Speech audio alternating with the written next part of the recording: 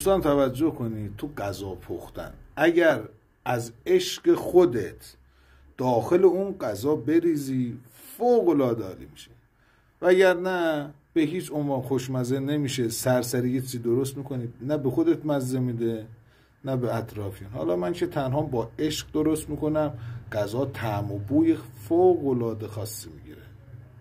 خیلی مواد درجه 1 رو بهشون میدی آشغال تحویل میدن، خیلی هم هستن مواد درجه 10 بهشون تحویل میده، اما چون با عشق غذا رو میپزن فوق العاده میشه. به نام خدا. بابایی مشاورنداش خانه بخوانید. در عرض 1 دقیقه براتون توضیح بدم برای پختن یه مرغ خیلی خوشمزه یه نفره. اول پیازا رو میریزیم قشنگ آروم تف میدیم، یه چند تیکه مرغ، یه کوچولو برنج، با اونجا سس هم خودم درست کردم، رب فلفل سیاه، بعد فلفل قرمز با نمک زدم. خوب توجه کنید ببینید میخوام چیکار کنم. مرغ رو آروم میذاریم خوشگل میچینیم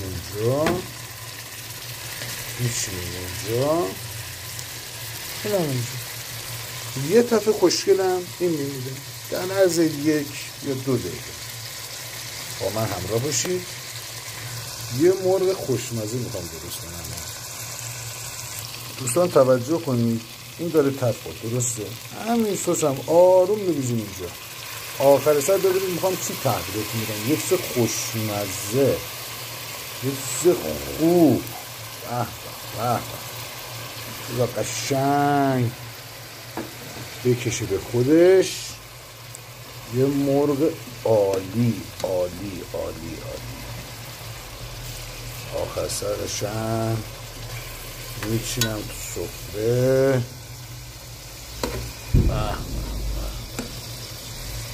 اینجا خونه مجردی منه،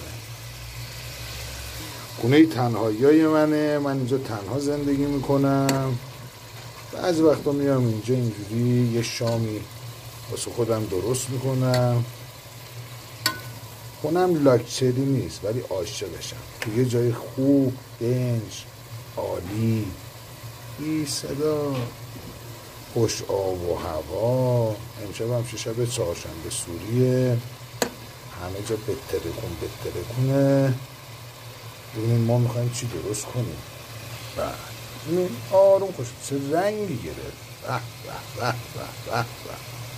همیشه سعی کنید این سستون رو اول بریزید قشنگ